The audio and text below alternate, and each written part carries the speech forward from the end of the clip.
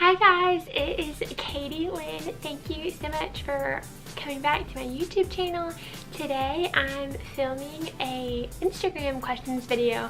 I was actually really sneaky because if you didn't know, Instagram started this thing where you can ask your followers questions and then respond to them. They type them into the box and then you respond to them. But I have been wanting to film a sit-down video for YouTube, and I thought, okay, I can ask my followers on Instagram and then answer them on my YouTube video.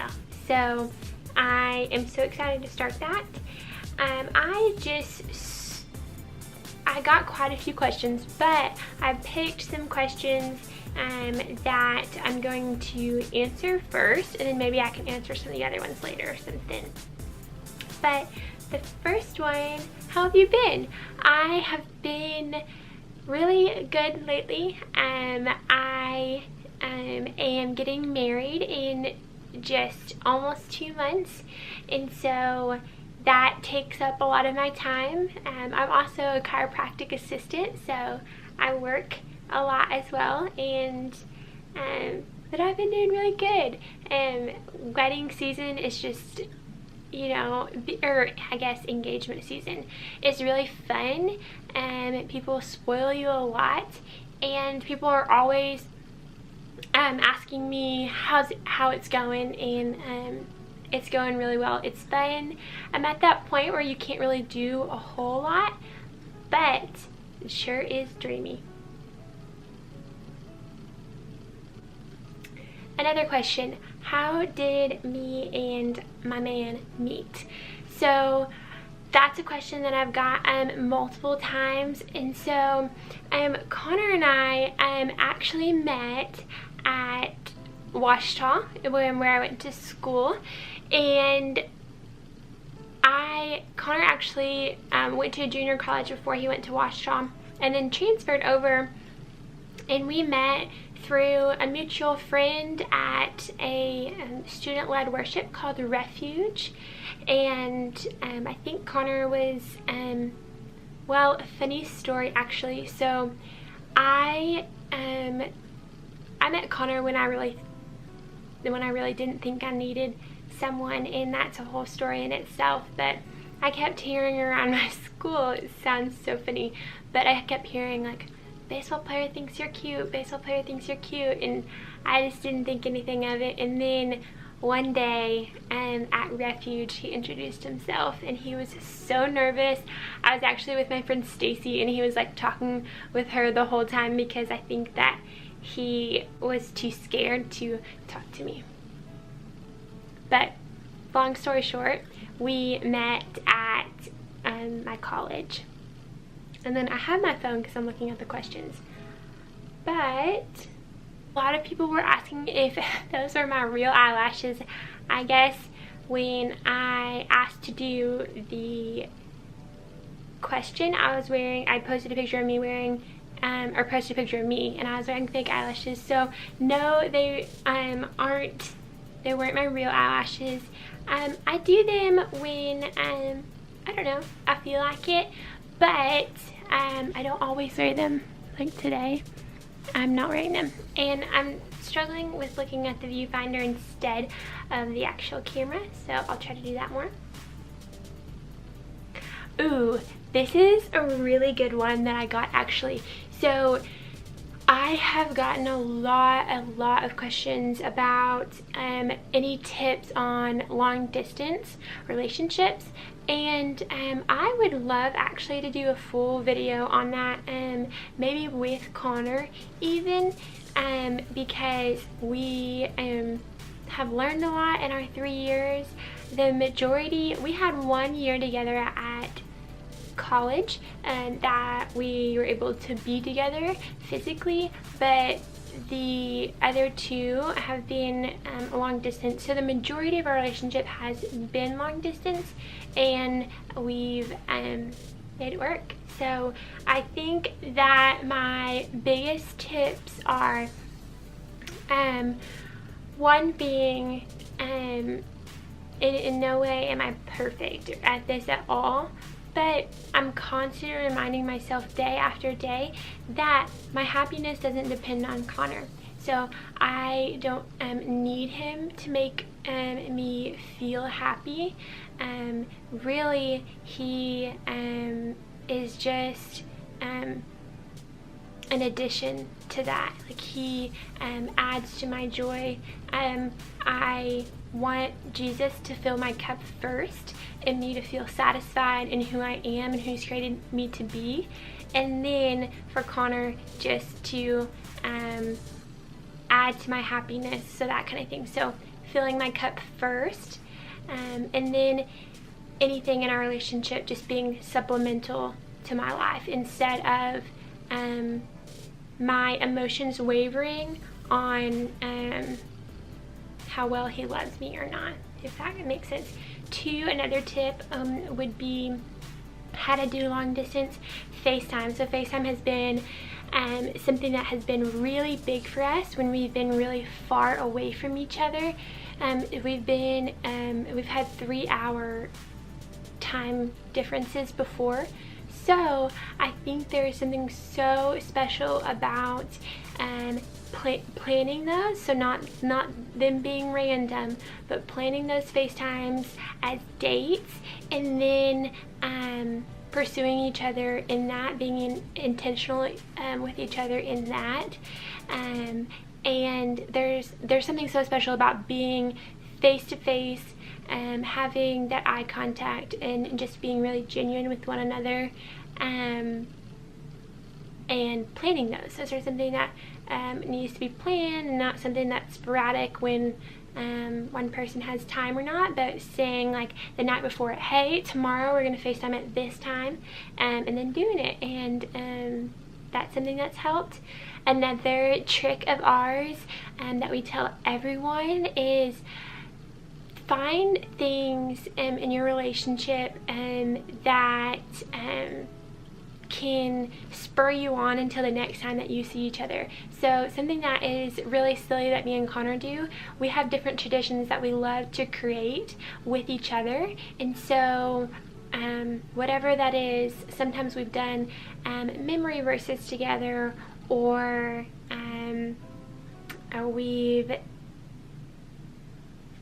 we just do random things, but we create traditions so that way we're just having fun, and we are enjoying our time together while we're apart. But something to make, honestly, it's just things that we do that we've came up with to make us feel closer to each other, even though there's distance that's separating us. I hope that helped. But we can do a whole nother video on long distance relationships, because they're really hard, but it's not impossible. Okay, how do you stay so positive and consistent in your walk with Jesus? I think that I am able to stay so positive because I want to try my best to constantly be in scripture in the morning, and that just helps my win my day before it even starts. And so I'm always going to that for joy, for hope, for life, because that is what brings me true joy and true peace. And then I'm able to let that overflow into my work life, my personal life, and I think that no, I'm not always happy, but yes, I can always find joy in things, because I've learned to not have a negative mindset, because it really doesn't get me anywhere. And I think what you think about yourself and what you think about the world is super important and real. And it's like what you believe, and it's how you live your life. And so if you have this negative mindset or perspective on life, then you can't really move forward, and you can't really give that to other people. So how do I stay positive? By staying in scripture, and also by surrounding myself with people who are positive. And so they say you're like the five people you spend your most time with.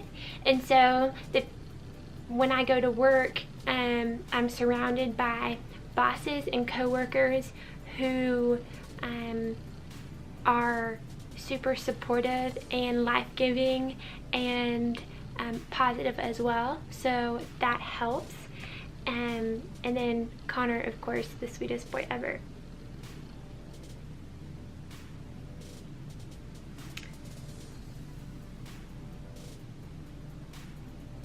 How did you and your husband meet? Well, we're not yet married, but we will be in 2 months, really soon, September 21st till forever.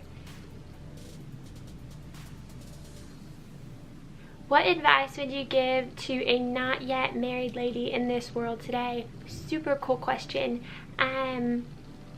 Because that's me, so I'm not constantly reminding myself. But I think that if you're single, I think then if you're single and not in a relationship, I think the best thing to do is serve. And to just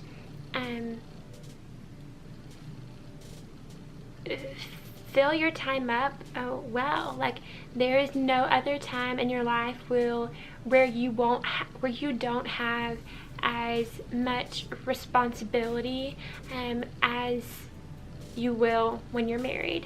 So I think, like, even in engagement too, there are some aspects to that where I have a lot more free time now than I will when I'm married, and I think too that you can be a lot more like selfish in the things that you want to do. So I would say keep doing the things that you love to do, and do them with your whole heart, and enjoy that time that you have when you're singled, because it's a good time to grow in the Word, to grow as an individual and a person. So don't look at it as a bad thing. Switch it and say that you're using this singleness as an opportunity to build yourself and build the people and serve the people around you. Teach me how to curl your hair? Yes, I will. It's really easy, and I can do a tutorial if that's something that y'all would be interested in. If you were an ice cream flavor, what would it be? To describe your personality?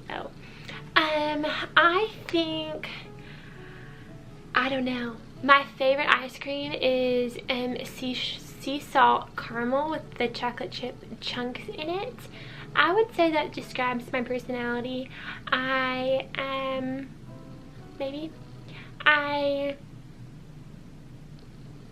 sweet and chunky. I don't know, I love the chunky chocolate chips. No,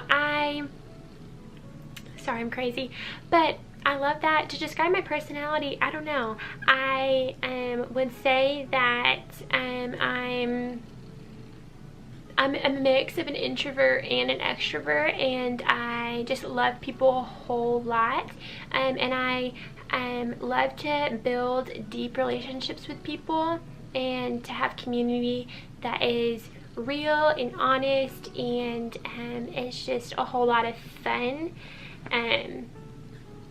But that's a hard question. I've never heard that one before. What is your favorite Bible study or book you have read? Good question. So it's actually really cool because my friend Megan and we have been going through little Bible studies through the She Reads Truth app, and we also bought the Bibles too, which those are so cool, and I'm so happy that I have a new study Bible to go with it. But we just download the app on our phone. It's called She Reads Truth, and they have a bunch of different plans and studies to choose from. and before you start it, it'll give you a little preview of like what it's about. So we did a 30-day study on Proverbs, the way of wisdom, and that was a really, really good study. We've done Women in the Word, where it goes through New Testament, so it goes through all of the women in the New Testament and you study them. And then we are currently in a plan in Romans, and it's talking just about how there's an impossibility to save ourselves, and so we need a rescuer in Jesus. And so this is 43 days, and so we go through those each day together, and that gives us accountability and to be in Scripture, to be in the Word. And so I think a lot of times as women we want to be a mom or a wife or someone who loves God and loves people in the future, but then we want to start then. So really it's just all about starting today, taking small steps to be in the Word, to grow an intimate relationship with Jesus, and to let that to learn stuff and apply it to our lives. So we've been doing that, and honestly, some days Jesus is like, hey, Katie, spend time with me, just pray. You know, you don't have to do the study with a Bible and a pen. Just pray. Sometimes just write, write to me, talk to me. And so, but I love learning, so we do that.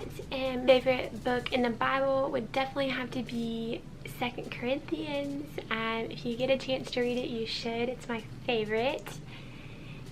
And then let's do a few more questions. Let's see. What's your story and how did you become a Christ follower? That's a really sweet question, and it's a long question, so I can do another video if y'all are interested in hearing my full story. I will share it start to finish if that's something you're interested in.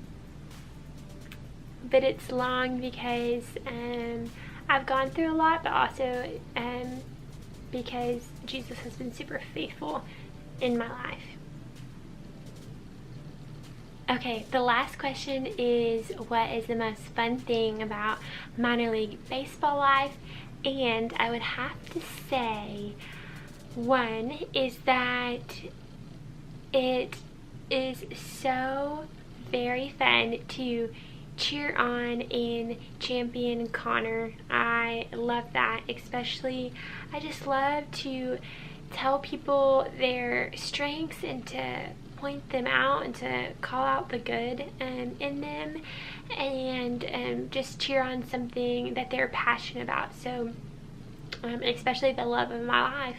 I love that. And then two is that it is so unknown, and so our journey has just taught us so much about how to trust Jesus with our futures, and how to have fun in the middle. So I think those are my two of the most fun things about life in minor league baseball.